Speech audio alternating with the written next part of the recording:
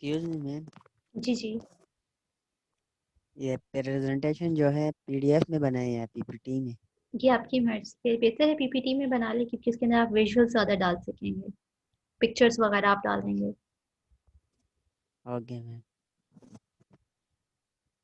लेकिन सबने ज्वाइन कर लिया है। Yes, ma'am. Yes, ma'am. Okay, share my screen.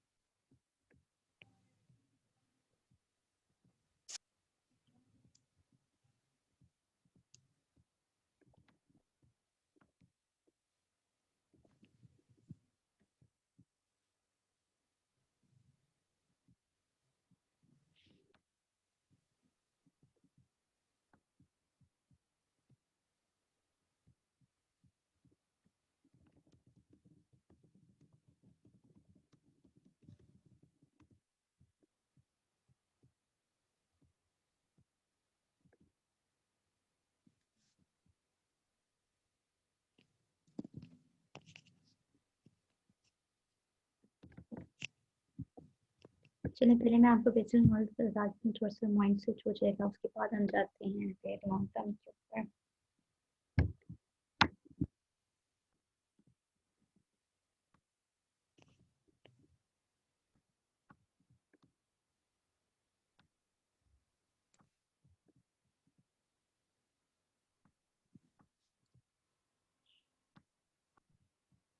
हम किसी भी अगर हमें सक्सेस का राज फाइंड करना हो तो बिजनेस मॉडल हम यूजुअली बिजनेस मेथड सिस्टम और प्रोसेसेस को तो बहुत स्टडी कर लेते हैं, लेकिन जब आती है बात बिजनेस मॉडल की तो हम में से बहुत सारे लोग हैं जो इससे अनअवेयर हैं।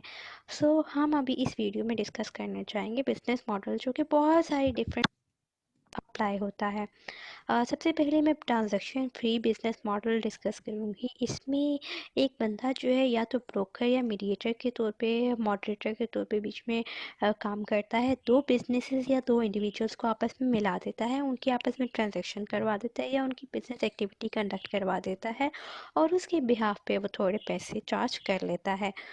दूसरा मॉडल जो है शेयर सेविंग मॉडल। इसमें जो है कोई भी बंदा जो है किसी भी बिजनेस का पैसा बचाने के ऊपर उसका सारा फोकस होता है। लेट्स ये कि एक बिजनेस का जो है मंथली 1 लाख रुपए बिल आ रहा है बिजली का, तो ये बंदा जाकर अपनी किसी टाइप की मशीनरी वहाँ पे इंस्टॉल कर देगा और उनसे कहेगा कि हमारी मशीनरी की वजह से, उनको बल्कि करके दिखाएगा कि उसकी मशीनरी की वजह से जो उनका किराया 1 लाख आता था, इसकी वजह से अब 60,000 आना शुरू हो गया। तो eight the end of the day उसने उनका 40,000 रुपये महीने का खर्चा बचा लिया। तो अब वो क्या करेगा, अपने लिए उसमें से कमीशन डिसाइड कर लेगा, कहेगा कि 20,000 रुपये आपके और 20,000 रुपये मेरे। तो this is how share saving model works. बात आती है लाइसेंसिंग मॉडल की, तो इसमें सिंपली जो बिज़नेस है वो अपना लाइसेंस जो है किसी और बिज़नेस को दे देता है। मतलब ये कि आपका सॉफ्टवेयर जो है वो थोड़े टाइम के लिए कोई और बिज़नेस इस्तेमाल कर सकता है। और अगर आप जिस तरह लेट्स से अगर कार्टून बनाने की कंपनी है, कार्टून की कोई प्रोडक्ट प्रोड्यूसिंग कंपनी है, तो आपका जो कार्टून है वो कोई और बिज़नेस जो है अपने बैग्स पे मग्स वगैरह और डिफरेंट पॉप्स और बच्चों के टॉयस वगैरह में वो अपना आपका कार्टून इस्तेमाल कर सकता है विदाउट लाइसेंसिंग। वो किसी हर एक का जो इवन कार्टून करेक्टर भी है वो पेटेंटेड होता है, तो कोई इसको इस्तेमाल नहीं कर सकता। जैसे मैं एग्जांपल दूंगी मोटू पतलू कार्टून की, तो अगर मोटू पतलू कार्टून के अगर आपको बाहर टॉयस मिलते हैं या उसके पॉप्स नज़र आ रहे हैं आपको किसी पॉप्स के ऊपर, अगर उसका इश्तिहार नज़र आ रहा है, तो इट मीन्स कि उन्होंने लाइसेंसिंग ली हुई है और ओरिजिनल प्रोड्यूसिंग कंपनी से। बात आ जाती है अब कॉस्ट प्लस मॉडल की, तो कॉस्ट अच्छा, प्लस कॉस्ट मॉडल प्लस पे जाने से पहले मुझे पिछले 3 मॉडल्स की समरी दे दें, क्या हुआ सुना इसमें, कौन देगा, कौन कौन से मॉडल्स थे? Ma'am, एक था transaction fee model, दूसरा जी। था शेयर सेविंग मॉडल और तीसरा था लाइसेंसिंग मॉडल। उनमें क्या था? ट्रांजैक्शन फी मॉडल में जो है वो ब्रोकर था जो दो कंपनीज को मिला रहा था ट्रांजैक्शन के। ठीक है, शेयर सही। सेविंग में जो है वो सेविंग पर फोकस कर रहा था। मिसाल के तौर पर अगर वो पार्टनरशिप डिवीजन मतलब अपना प्रॉफिट जो है वो भी डिवाइड कर रहा था, अपना लॉस भी डिवाइड कर रहा था। सही। नेक्स्ट। लाइसेंसिंग मॉडल जो है वो फोकस ऑन लाइसेंस, मतलब मिसाल के तौर पर एक कार्टून है वो अपना लाइसेंस जो है वो आउट कर देती है, वो चिप्स पर आ जाता है या कोई और एड्स पर आ जाता है। तो ठीक है, अच्छा अब आगे सुनिए, अब मुझे इसके बाद कोई और समरी देगा, ठीक है? में अगर मैं आपको एग्जांपल दूं एक किसी भी बिल्डिंग की कंस्ट्रक्शन की, तो उसके लिए यूजुअली हम हायर करते हैं किसी कॉन्ट्रैक्टर को। तो कॉन्ट्रैक्टर को हायर करते हुए जब आप उसको इस बिल्डिंग को बनाने का कॉन्ट्रैक्ट देंगे, तो वो आपके सामने 4-5 बंदे हर चीज़ के लिए चॉइसेस रख देगा, 4-5 वेंडर्स आपके सामने रहेगा। अगर उस कंपनी में मेटल लगाने की भी इस्तेमाल की ज़रूरत पड़ रही है, तो आपके सामने 4-5 कंपनीज ऐसी दिखाएगा जो मेटल्स बनाती होंगी, या 4-5 इंडस्ट्रीज ऐसी दिखाएगा जो कि स्टील के बार्स बनाते होंगे, और 4-5 सीमेंट की कंपनीज इंडस्ट्रीज जो है वो आपके सामने ऑप्शंस रख देगा।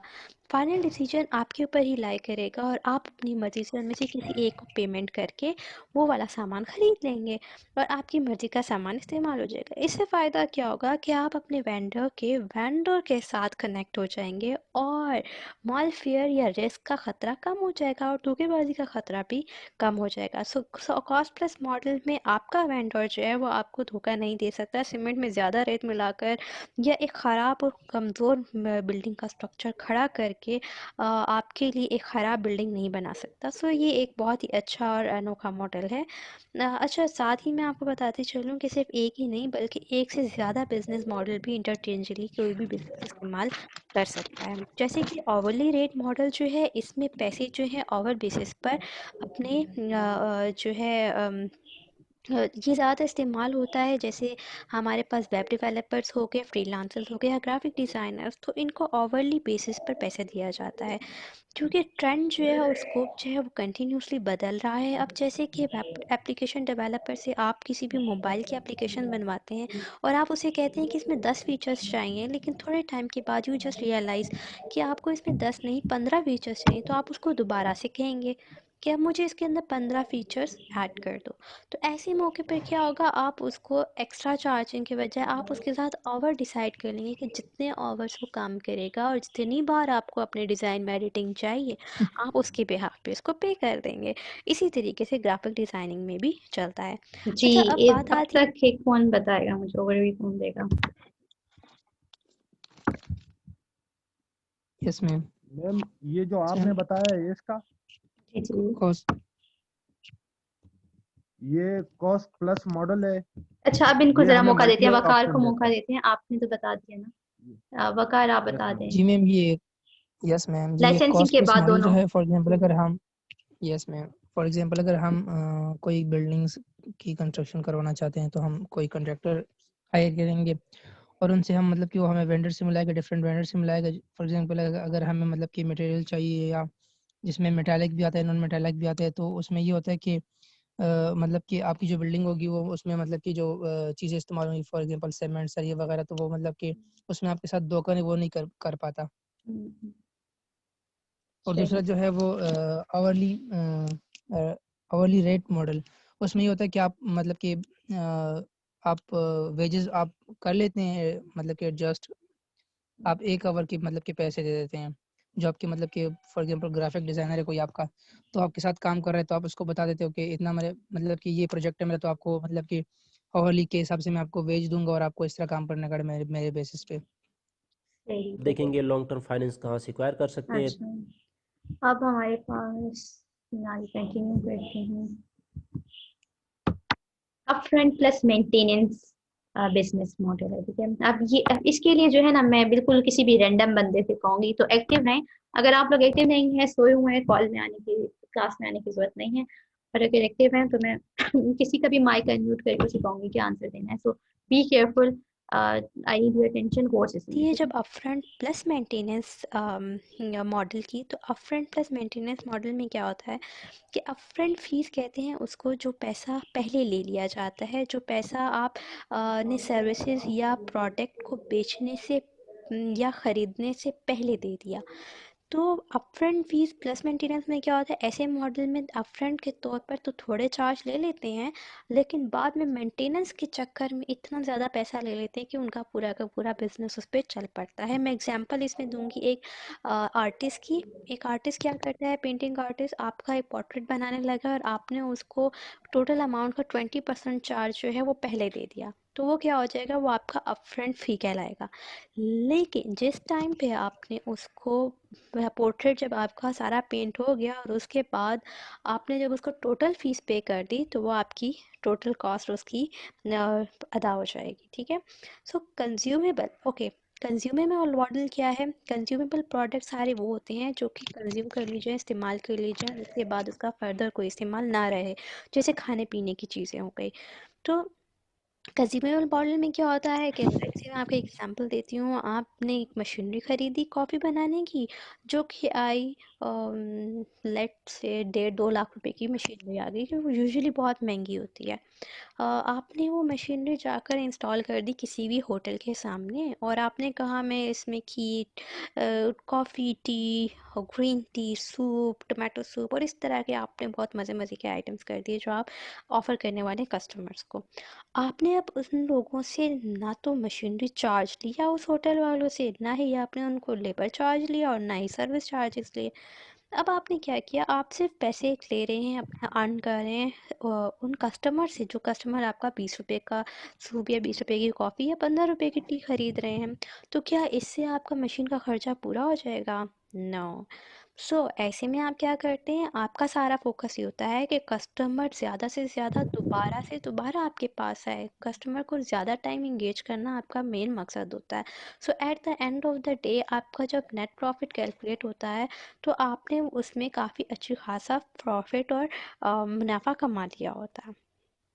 जो आपका यूसेज बेस्ड मॉडल होता है, ये भी बहुत ज़्यादा इंटरेस्टिंग है, जो कि आजकल बहुत ज़्यादा फॉलो हो रहा है। इंटरनेट वगैरह की अगर आप लोग देखें तो स्ट्रैटेजी यही है, वो लोग क्या करते हैं, अपने यूज़र्स को, जितना यूज़र जो है इंटरनेट इस्तेमाल करता है उसके चार्जेस ले लेते हैं। लेट से आपने यूफोन का 8 MB नेट लिया और 8 MB नेट इस्तेमाल किया, तो आप उसके 500 रुपये दे देंगे। लेकिन इसके बिहाफ पे अगर हम लोग जाएँ, हमारा ये ब्रॉडबैंड वाला पीटीसीएल नेट, तो ये आपको फ्री ऑफ कॉस्ट बहुत ज़्यादा जो है वो अनलिमिटेड इंटरनेट प्रोवाइड करता है, तो ये एक फ्लैट रेट चार्ज करेगा आपसे। यूसेज बेस्ड मॉडल की एक और एग्जांपल हमारे पास अमेज़ॉन वेब सर्विस की है। ये आपको क्लाउड सर्विसेज प्रोवाइड कर देता है किसी भी इंडिविजुअल को या किसी बिजनेस को। तो जितना बिजनेस हो, कोई इंडिविजुअल उसमें स्पेस ऑक्यूपाई करेगा, उसके अकॉर्डिंग उनको पैसे दे देगा। और एक और एग्जांपल मैं आपकी इसकी देती चलूँ, तो अगर आप लोगों ने इलेक्ट्रिसिटी को देखा हो, तो रात के टाइम हमारे 8 बजे से 12 बजे तक इलेक्ट्रिसिटी के चार्जेस इंक्रीज़ हो जाते हैं। क्यों? क्योंकि उस टाइम पे रश आवर होता है और हमारे पास कस्टमर ज़्यादा होते हैं। ज़्यादातर लोग बैठकर उस टाइम पे फारिग होते हैं, घरों को आए होते हैं, टीवी लगाते हैं और बिजली इस्तेमाल कर रहे होते हैं।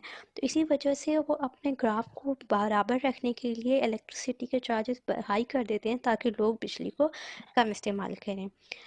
इसी तरह आ जाता है हमारे पास ऑपरेटिंग एंड मेंटेनेंस मॉडल। तो इसमें क्या, ये ज़्यादातर फैक्ट्रीज़, कंपनीज़, ऑफिसेज और प्रोसेसिंग सोसाइटी में एप्लीकेबल होता है ये मॉडल, क्योंकि वहाँ पे बड़ी बड़ी मशीनें होती हैं जो चल रही होती हैं, और उसके लिए उनको एक एक्सपर्ट बंदे की ज़रूरत होती है। वो एक्सपर्ट बंदा क्या करता है, वो आता है और वो उसका टारगेट ही यही होता है कि उसने इनकी प्रोडक्शन कॉस्ट को कम करना है और प्रोडक्टिविटी को बढ़ाना है, और उनका रिज़ल्ट बहुत अच्छा लेकर आना है, और उनका आउटकम भी इसी तरह उसने बहुत बेहतरीन लेकर आना है। तो उसका मेन फोकस यही होता है कि किसी तरीके से बिजनेस का खर्चा बचाए और उसकी प्रोडक्टिविटी को बढ़ा दे। तो इसके वजह क्या होता है, वो जो है वो सिर्फ सुपरविजन कर रहा है और अपने सुपरविजन के ही पैसे ले रहा है उस बिजनेस से। फिर हमारे पास आता है टेम्प्रेरी एसेस मॉडल। नाम से ही आता है कि नाम से ही पता चलता है कि हम थोड़ी सी टेम्परेरी तौर के लिए किसी को एक्सेस दे देते हैं अपने नेटवर्क पे डेटा या यूज़र्स पे। एग्जांपल मैं दूंगी आपको न्यूज़ चैनल्स की, जैसे कि हमारे पास जियो न्यूज़ हो गया, तो उसको हम कह दें लेट से अगर वो 9 बजे की न्यूज़ चलाता है और उसके पास 2000 व्यूवर्स हैं जो कि रोज़ाना रात को 9 बजे बैठकर उनकी न्यूज़ देखते हैं, और उसके बीच में अगर वो चला देते हैं इश्तेहार जामे शीरी का, तो वो अपने यूज़र्स जो हैं, अपने कस्टमर्स जो हैं, वो जामे शीरी वालों के साथ शेयर कर रहे हैं उस टाइम पे। तो टेम्परेरी एक्सेस मॉडल में जियो ने अपने कस्टमर्स को डिवाइड शेयर कर दिया थोड़े टाइम के लिए जामे शीरी वालों के साथ। तो ऐसे बिजनेस में एक बिजनेस दूसरे बिजनेस की हेल्प आउट करता है अपने कस्टमर्स वगैरह को शेयर करके। ये 12 जो हैं मैंने बिजनेस मॉडल्स आप लोगों के साथ इस वीडियो में डिस्कस किए हैं। इसके अलावा आपको कोई भी इंटरेस्टिंग लगता है तो इस वीडियो के नीचे कमेंट करें। ओके, और फिर हमारे पास आता है डिस्ट्रीब्यूशन फ्रेंचाइज मॉडल, जो कि पूरे ऐसे बिजनेसेस जो कि ग्लोबली काम कर रहे हैं उनमें चलता है। जैसे इसकी बड़ी एग्जांपल होगी मैकडॉनल्ड्स और केएफसी की। मैकडॉनल्ड्स और केएफसी की फ्रेंचाइजेज आप देखें तो आपको दुनिया भर में कहीं पर भी मिलेंगी। तो क्या उनकी फ्रेंचाइजेज वो लोग खुद चला रहे हैं, उनकी मदर कंपनी चला रही है? नो, अगेन उनकी फ्रेंचाइजेज और जो हैं वो वहीं के लोकल लोग बिजनेसमैन चलाते हैं, लेकिन रूल्स एंड रेगुलेशंस वो मदर कंपनी की ही फॉलो करते हैं। So this is how franchising model work. Subscription model की जब बात आती है तो इनका सारा फोकस यही होता है कि इन्होंने अपने कस्टमर को for the long period of time अपने साथ इंगेज करना होता है। वो सब्सक्रिप्शंस के तौर पर हर मंथली या एनुअली बेस पर अपने कस्टमर से पैसा लेते हैं, और जब कस्टमर की सब्सक्रिप्शन ख़त्म हो जाती है, वो पैसा नहीं देता, तो उसकी सब्सक्रिप्शन ख़त्म हो जाती है। इसमें सबसे बड़ी एग्जांपल मैं आपको दूंगी नेटफ्लिक्स की। जैसे नेटफ्लिक्स आपसे हर मंथ अपनी सर्विसेज प्रोवाइड करने के लिए चार्जेस लेता है, और जब आप पैसे नहीं देंगे उनकी आपकी सब्सक्रिप्शन ख़त्म हो जाएगी। ओके, सो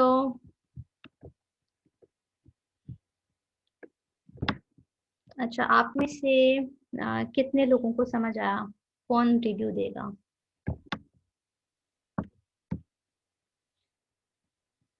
जी, कौन देगा रिव्यू? यस मैम, मैं दे दूंगा मैम। जी जी, बिल्कुल दें। मैम सारी की रिव्यू देनी है बार नंबर? कोई से दो दे दें रिव्यू। यस मैम, ये जो लास्ट में आपने बताया था operating and maintenance model 9 number पर, जी जी। इसमें हमारे पास एक मशीनरी होती है जिसके लिए हम एक्सपर्ट बंदे को जो है वो हायर करते हैं, इसलिए कि वो प्रोडक्शन कॉस्ट जो है वो डिक्रीज करे और प्रोडक्टिविटी जो है वो उनको इंक्रीज करे। और 11 नंबर पर डिस्ट्रीब्यूशन बाकी फ्रेंचाइज सबने मॉडल। सुनना है अच्छा गौर से, और आप लोगों ने बताना है कि सही बता रहे हैं कि नहीं। अगर गलत बताएं तो करेक्ट करना है। जी, कंटिन्यू करें।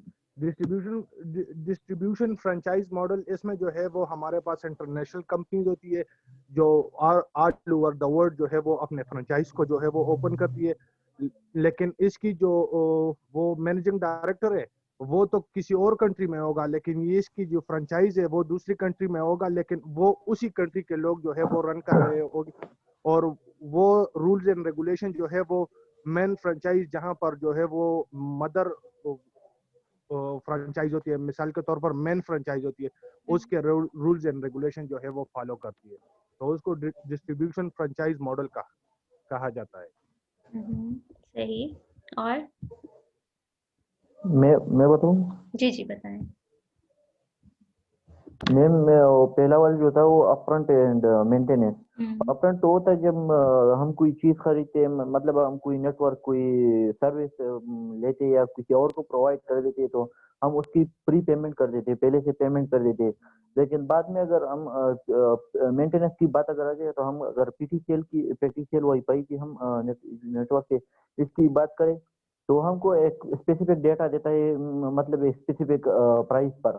जब हम उससे तजावुज कर जाते हैं तो उसकी एक्स्ट्रा चार्जेस लेते हैं इसकी, तो वही मेंटेनेंस की एग्जांपल। और कोई?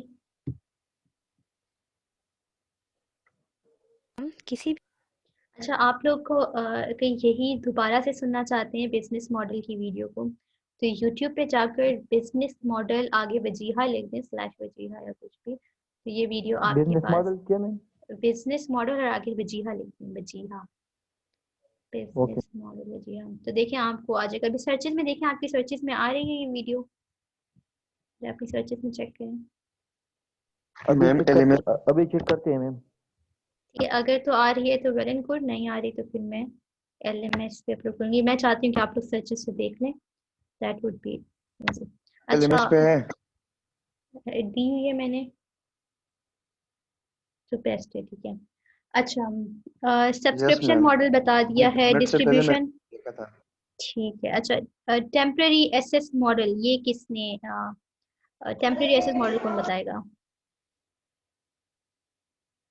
मैम ये जो है वो ये चैनल जो होता है न्यूज़ की, वो अपने कस्टमर शेयर करता है दूसरे कंपनीज के साथ, दूसरे ब्रांड के साथ, ठीक। अच्छा टेम्पररी आप लोग वक्त के लिए, स्पेसिफिक टाइम के लिए। टाइम पे यूसेज मॉडल कौन बताएगा? Consumer model and usage model. Ma'am usage based model जो है ये हम सर्विस जो है वो यूज कर लेते हैं, उसके बाद हम पेमेंट कर देते हैं। सही। मिसाल के तौर example? पर अमेजोन है, तो ये एक प्लेटफॉर्म है, ये एक सॉफ्टवेयर है जो जिस पर लोगों के दरमियान जो है वो एक प्लेटफॉर्म होता है, दो लोग मिलते हैं, एक दूसरे का काम करते हैं और पेमेंट मिल जाती है। तो इसमें से कुछ हिस्सा जो है वो अमेजोन को मिल जाता है और कुछ कुछ हिस्सा जो है वो जिसने काम किया हो वो उसको मिल जाता है। सही। अच्छा और एक्सक्यूज मी मैम। जी जी। मैम इसमें अगर हम एक्स्ट्रा यूजेस करेंगे तो उस पर एक्स्ट्रा पेमेंट हम देंगे। फॉर एग्जांपल अगर हमने PTCL का 8 लिमिटेड वो बाई की है, मतलब कि इंटरनेट, अगर हम उससे ज़्यादा जाएंगे तो वो एक्स्ट्रा पेमेंट हम पे करेंगे। ठीक हो गया, तो मतलब आप लोगों ने बहुत केयरफुली सुना, I am glad. Okay so अब हम मूव करते हैं लॉन्ग टर्म की तरफ। लॉन्ग टर्म फाइनेंसिंग, अच्छा ये मॉडल्स आपके पेपर में इंक्लूडेड हैं फाइनल टर्म में। अच्छा अब मैम हम उस वीडियो का लिंक सेंड कर देते। आई वांट कि आप एक बार गूगल YouTube पे चेक कर मैम लें खुद। यूट्यूब पे आ बिजनेस गई है, मॉडल मैंने चेक सर्च किया की था है। मैम। हाँ सर्चेस में बिजनेस आ मॉडल जाएगी। जी जी बिजनेस मॉडल आ आगे गई है बचेगा मैम, करें, ये सर्चेस में आ जाएगी टॉप मैंने पे। सर्च की है, आ गई है वीडियो। वेरी नाइस है सर। अच्छा किसी ने मैसेज किया है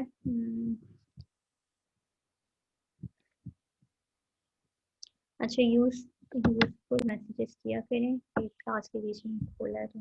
अच्छा let's get back to our topic. Long term finance हमारे पास क्या है? Long term finance is the backbone for the financial strength of, देखिए इस सिंपल वर्ड्स में लॉन्ग टर्म फाइनेंस जो है हम इसको बैकबोन भी कहते हैं। एक बिजनेस को चलाने के लिए जो उसकी फाइनेंसेस चाहिए उसकी बैकबोन होती है, क्योंकि कंपनी को सम टाइम, बल्कि मोस्ट ऑफ द टाइम जो है हमें लॉन्ग टर्म परमानेंट एसेट्स चाहिए होते हैं, हमें परमानेंट मशीन्स चाहिए, हमें बिल्डिंग चाहिए, हमें प्लांट चाहिए, हमें फर्नीचर चाहिए, लैंड चाहिए, ठीक है। तो ये चीजें जो इतनी परमानेंट होती हैं और इसका जब आप पैसा इसके लिए जनरेट करते हैं तो ऑब्वियसली आपको देने में भी टाइम लगेगा, क्योंकि वो बड़ी अमाउंट होगी। तो 5 साल से ज्यादा अरसे के लिए जो है इसकी ड्यूरेशन सेट की जाती है लॉन्ग टर्म फाइनेंसेस को रीपे करने के लिए। और ये जो आपकी रीपेमेंट स्केड्यूल है वो भी आप इसी हिसाब से लॉन्ग टर्म का ही सेट करते हैं। फिर बैंक को आपने उसको वापस करना होता है तो आप थोड़ा ज्यादा टाइम उनसे लेते हैं, उस टाइम के अंदर आप ये लॉन्ग टर्म फाइनेंस को पे करते हैं। ज्यादा टाइम के लिए आपके पास जो है एसेट्स तो आपके लिए लाइफ टाइम है, और ये वाला जो फाइनेंसेस है आपके पास ज्यादा टाइम के लिए रहती हैं। अच्छा फिर नेक्स्ट हमारे पास जैसे इक्विटी शेयर्स है।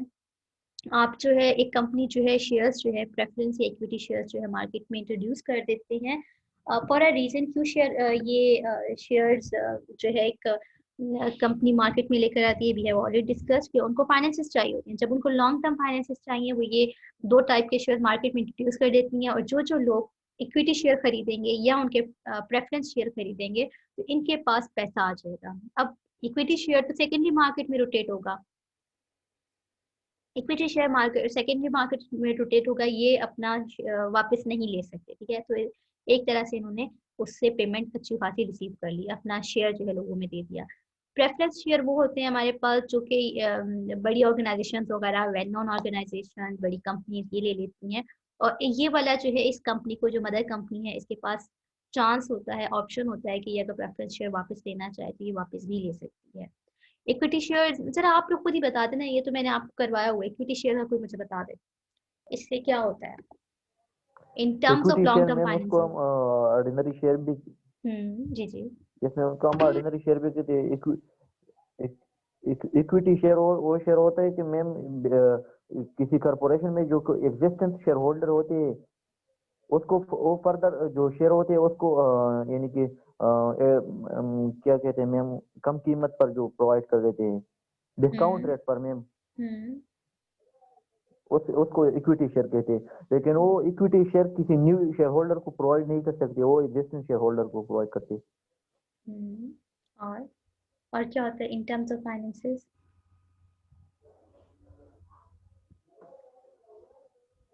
पैसों की इसमें किस तरह से डिविडेंड पॉलिसी इनकी क्या होती है? डिविडेंड मैम तो हमने रेफरेंस शेयर और उसमें पढ़ा था, डिफॉल्ट शेयर था। तो देखिए इसमें भी तो आपकी डिविडेंड पॉलिसी होती है ना, जब आप पैसा डिस्ट्रीब्यूट, डिविडेंड क्या है बेसिकली जो आप शेयर होल्डर्स को और जो इसमें नॉन फिक्स प्रॉफिट होता दे है रहे मैम, होते हैं नॉन जी, फिक्स्ड, ठीक है। Non non fixed fix dividend. Non fix dividend होता यस, है, ठीक है। दूसरा मैं आप लोगों को वोटिंग कल राइट पेपर्स होता है शेयर मैम वो। चेक कर रही थी, दोस वर टेरेबल। आप लोगों ने इतनी प्यारी हेडिंग्स दी हुई है, इतना प्यारा, जिसका पेपर सबसे ज्यादा प्यारा है ना, जितना ज्यादा खूबसूरत लिखा हुआ है कि इंसान कहे कि भाई इसको चेक भी ना करें उसको मार्क्स दे दें। और जैसे ही उसको पढ़ने लगते हैं तो उसने क्या किया है, एक तरह की लाइन को 6 तरह के एंगल में रिपीट करके लिखा हुआ है, एक लाइन को 6 तरह के। जैसे अभी आपने क्या बोला था वकार, आपने एक सेंटेंस बोला था अभी बड़ा अच्छा, इसका क्या होता नॉन है? Fixed dividend. Non fixed dividend, अच्छा ठीक है, वो लिखिएगा। It has non fixed dividend, the dividend is not fixed and the dividend is being given on the non fixed policies। इस तरह वेरिएशन किसमें होगी? करके एक ही यस बात मैम, को। बल्कि मैं हैरान हूँ, आप लोगों में से कुछ ने तो पूरी पूरी कॉपीज भरी हुई हैं, और पूरे भर के भी आप लोगों ने उसमें जब पढ़ने लगो तो कंटेंट वही 2 लाइनों को आपने इतना ज्यादा एक्सप्लेन किया। कंटेंट अच्छा लिखा तुमने, थोड़ा लिखें, अच्छा लिखें। अच्छा जी सॉरी हारिस आप बता रहे थे जी, और बताएं। मैम वही था कि वो नॉन फिक्स्ड होते, वोटिंग राइट नहीं होती उसके पास। इस तरह उसको डिविडेंड जो है वो प्रेफरेंस शेयर के बाद दिया जाता है। अगर लॉस भी हो जाए तो उसको रीपे नहीं किया जाएगा। अगर अगर लॉस हो ज्यादा जाएगा प्रॉफिट हो जाएगी तो जी ज्यादा हो जाए, ज्यादा उसको मिल जी, जाएगा। अगर लॉस हो जाए तो उसको लॉस की बर्दाश्त बियर करनी करना पड़ेगी। पड़ेगा एग्जैक्टली। सो एक तरह का ये हमारे पास लॉन्ग टर्म के लिए हमारे पास जो कंपनी, जो मदर कंपनी दे रही होती है शेयर, उसको लॉन्ग टर्म के लिए उसको जो है फाइनेंसेस जनरेट हो जाती हैं उसकी, ठीक है। अच्छा प्रेफरेंस शेयर भी इसी के अंदर आ जाएगा, वो मैं आपको शेयर करना भूल रही उसकी स्लाइड। डिबेंचर्स कौन बताएगा? डिबेंचर्स भी हम पढ़ चुके हैं।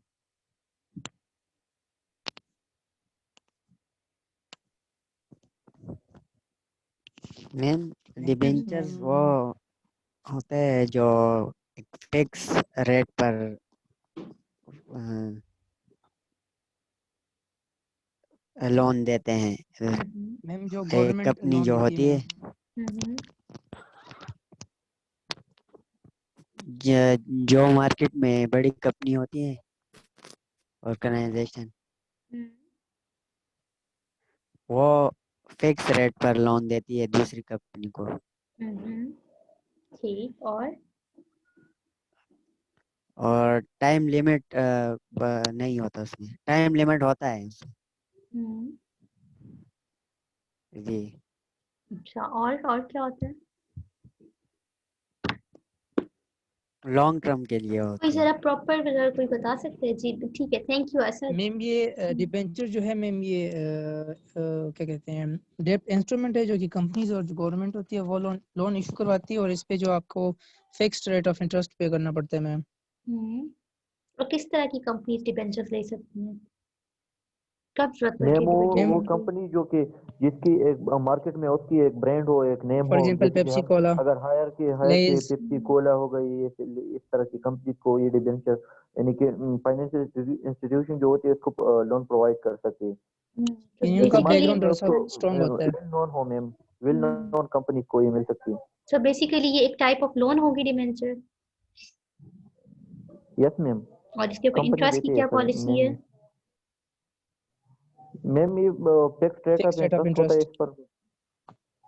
हम्म वो डीलिंग वो कॉन्ट्रैक्ट करते हैं ना उसके साथ, उसके तहत उसको इंटरेस्ट पे करना पड़ता है, इसमें फिक्स रेट ऑफ इंटरेस्ट होता है, ठीक है। चाहे वो डेली मंथली हो। जी जी, यस इसमें मैम। Fix rate.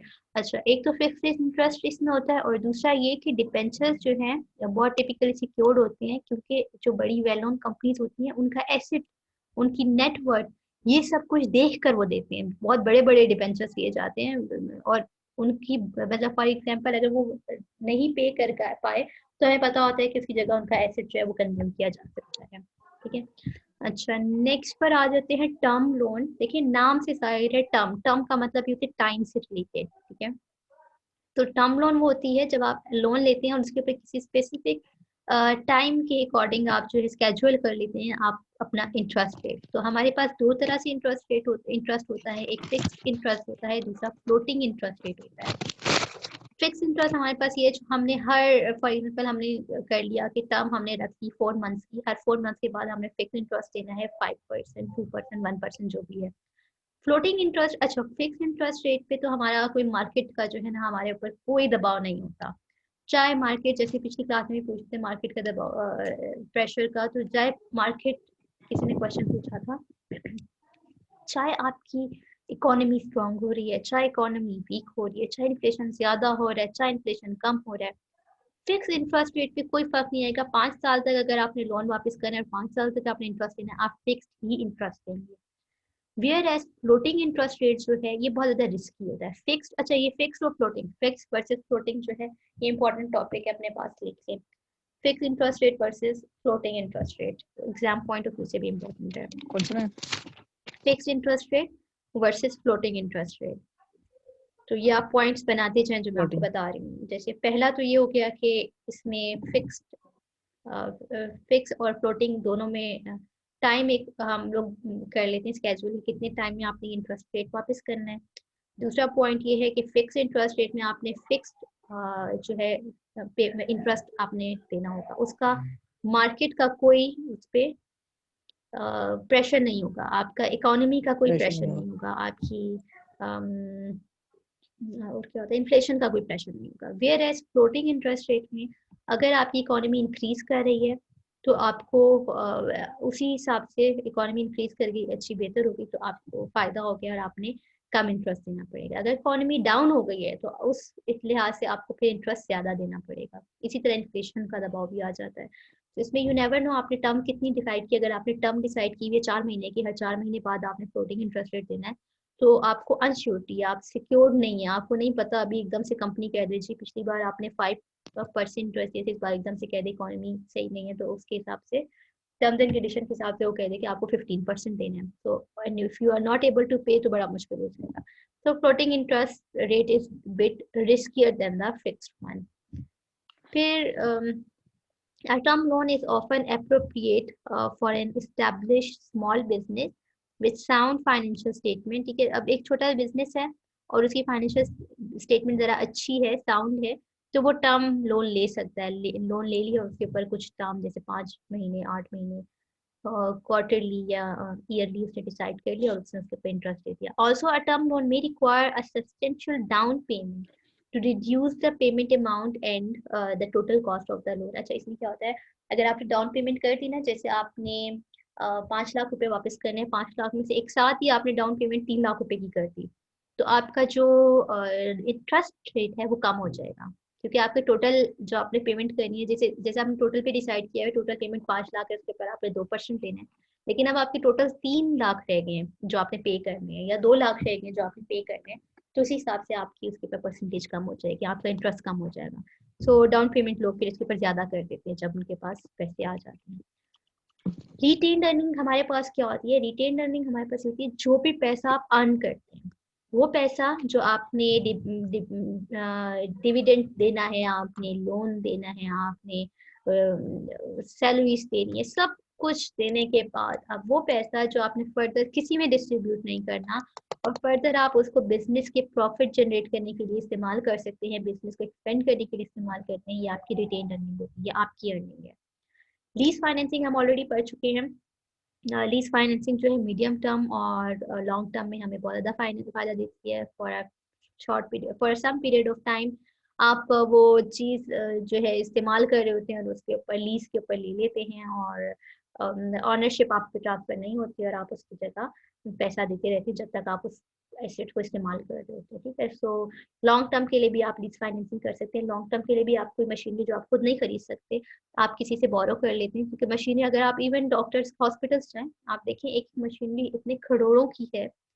ये जो आपका ऑक्सीजन जो हम लोग कह रहे हैं ना, जो बार बार कह रहे हैं कि कोरोना में आप लोग अपना ख्याल रखें कि ऑक्सीजन क्या है, ये आपका ऑक्सीजन क्या कहलाता है, मुझे क्यों नहीं भूल गया, ventilator. Ventilator, yes, thank you so much. तो ये वेंटिलेटर इतने एक्सपेंसिव हैं कि ये हमारे पूरे कंट्री के उन्होंने एस्टिमेट लगाया हुआ है। उन्होंने कहा है कि आप ख्याल रखें कि हम अगर ज़्यादा लोग आ गए तो हम उसको एडजस्ट नहीं कर सकेंगे, हम एकोमोडेट नहीं कर सकेंगे इतने वेंटिलेटर्स। तो ओके, सो फिर अगेन ये लेसी और lease rental are important terms, इसको आप याद रख लें। सो यहाँ तक इतना काफ़ी है आज के लिए। नेक्स्ट क्लास के लिए अच्छा प्रेजेंटेशन से रिलेटेड कुछ मैम भी है तो पूछिए। ये रिटेन अर्निंग जो है ये दोबारा बता दीजिए। अच्छा, रिटेन अर्निंग आपकी अपनी अर्निंग है, ठीक है। अब बिजनेस जो एक बिजनेस है जो अर्निंग जनरेट करता है, ठीक है, जो पॉजिटिव प्रॉफिट या नेगेटिव लॉस में जाता है। आपने जितना भी लोन था वो पे कर दिया, आपने जितनी सैलरीज थी आपने पे कर दिया, आपने रेंट्स पे कर दिया, आपने डिविडेंड्स पे कर दिए, सब कुछ आपने दे दिया जो पैसा आपके पास आया एट द मंथ या जब भी वो आपने सब कुछ पे कर दिया। उसके बाद जो पैसा आपके पास बच गया है, जो आपके पास हो सकता है कि आपको लॉस हो रहा हो, आपने सारे जब आपने डिविडेंड और हर चीज़ दे दी है उसके बाद शायद आपको लॉस हो रहा हो, वो भी आपकी रिटेन अर्निंग है, ठीक है। मतलब आपकी रिटेन अर्निंग मतलब नेगेटिव में गई, आप फिर इस तरह कहेंगे। अगर आपके पास प्रॉफिट हो रहा है, कुछ पैसा आ रहा है, तो वो आपकी अपनी मलकियत है। अब आप उसको या तो खुद कंज्यूम कर सकते हैं, इस्तेमाल कर सकते हैं, उससे अपने लिए चीज़ें खरीद सकते हैं, या उसको आप फर्दर बिजनेस एक्सपेंड करने के लिए इस्तेमाल कर सकते हैं। आप उससे बिजनेस भी एक्सपेंड कर सकते हैं, आप उससे कोई मशीनरी भी खरीद सकते हैं। तो retain earning is basically your long term financing, क्योंकि लोग जो है रिटेन अर्निंग का कुछ पोर्शन हमेशा री इन्वेस्टमेंट करते हैं। Best policy is to reinvest, to keep a certain amount for reinvesting in your business is very important.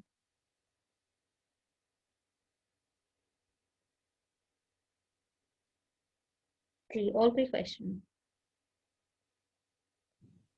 अच्छा, जी स्क्रीनशॉट्स मैम भी ले क्लियर हो लें। गया मैम। अच्छा, स्क्रीनशॉट्स ले लें आप अपनी मैम अभी अटेंडेंस की, हो गई है दोनों सेशन की। ठीक है, परफेक्ट। अच्छा, मैम स्क्रीन भी कर दिया जी जी मैम जी जी। मैम ये प्रेजेंटेशन के लिए टाइप्स ऑफ मार्केट सेलेक्ट कर सकते हो? Types of market, yes ma'am.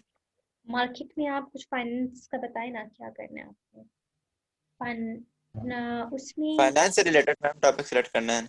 हाँ जी, थोड़ा बिजनेस फाइनेंस में। अब मार्केट में देखिए, मार्केट्स बहुत सारी टाइप की मार्केट्स होती हैं, अब उनमें फाइनेंस के लिहाज से आप कोई चीज़ इंट्रोड्यूस कर देना। अच्छा, आप में से कोई एक बंदा ये भी तो कर सकता है, डिजिटल बिजनेसेस जो हैं हमारे पास, जो आप लोग ऑनलाइन बिजनेस कर रहे हैं, ऑनलाइन बिजनेस में जो आप ऑनलाइन बिजनेस में जो आप पैसा इन्वेस्ट करते हैं, वो फिर आपके डिजिटल मार्केटिंग में आ जाता है, वो ना लें। बिजनेस फाइनेंस से रिलेटेड मोर डेप्रिसिएशन कर सकते हैं मैम? जी जी कर सकते हैं।